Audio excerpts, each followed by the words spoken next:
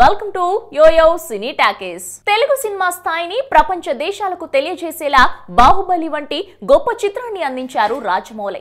రాఘవేంద్రరావు శిష్యుడిగా శాంతి నివాసం serial direct చేసిన రాజమౌళి స్టూడెంట్ నెంబర్ 1 సినిమాతో దర్శకుడిగా మారారు. ఆ సినిమా నుండి బాహుబలి 2 పార్టుల వరకు అసలు ఓటమంటూ లేని దర్శకుడిగా గుర్తింపు తెచ్చుకున్నారు. రాజమౌళి సక్సెస్ ఫార్ములా ఏంటి? ఆయన చేసిన ప్రతి సినిమా ఎలా సక్సెస్ అవుతుంది?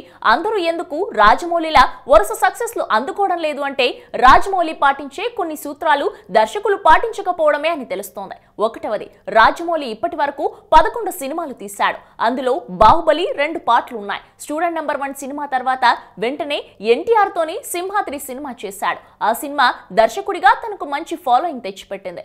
ఇక రెండవది, అంచనాలకు తగినట్టుగా రాజమౌళి సినిమా ఉంటుంది. తను ఎంచుకున్న కాంబినేషన్ పై ఆడియన్స్ ఎలాంటి అంచనాలతో వస్తారో వాటిని పర్ఫెక్ట్ గా చూసుకుంటాడు. ఆడియన్స్ నాడి పట్టేసిన దర్శకుడిగా రాజమౌళికి మంచి పేరు ఉంది. ఇక మూడవది, ఏ సినిమా చేసినా ఆ సినిమా తన మొదటి సినిమాలానే కష్టపడతాడు జక్కన్న.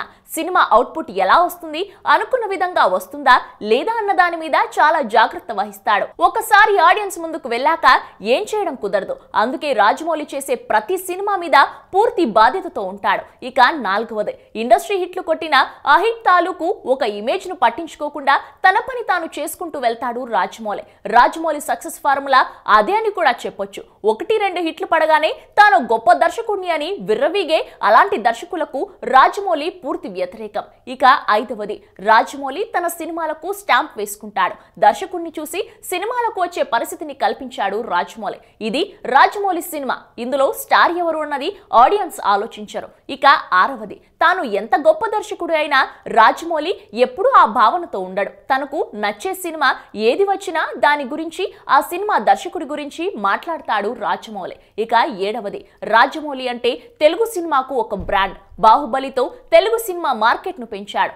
ఒకప్పుడు 100 కోట్ల కలెక్షన్స్ కలగా ఉంటే ఇప్పుడు ఆ రేంజ్ బడ్జెట్ పెట్టేస్తున్నారు. అలా తెలుగు పరిశ్రమలో దర్శకుడిగా పాత్ బ్రేక్ చేశాడు రాజమౌళి. ఇక ఎనిమిదవది, ప్రస్తుతం రాజమౌళి RRR సినిమా చేస్తున్నాడు. ఎన్టీఆర్, రామ్ చరణ్ హీరోలుగా నటిస్తున్న ఈ సినిమాను మరో బాహుబలి చేస్తా అంటున్నాడు రాజమౌళి. మరి రాజమౌళి చేస్తున్న ఈ RRR ఎలా ఉంటుంది, ఇంకెన్ని సంచలనాలు సృష్టిస్తాడో వేచి చూడాల్సిందే. హలో, మిమ్మల్నే. యోయో టీవీ యాప్ డౌన్లోడ్ చేసుకున్నారా? ఇంకా లేదా? మీ యాప్ స్టోర్ కి వెళ్ళి వెంటనే డౌన్లోడ్ చేసుకోండి.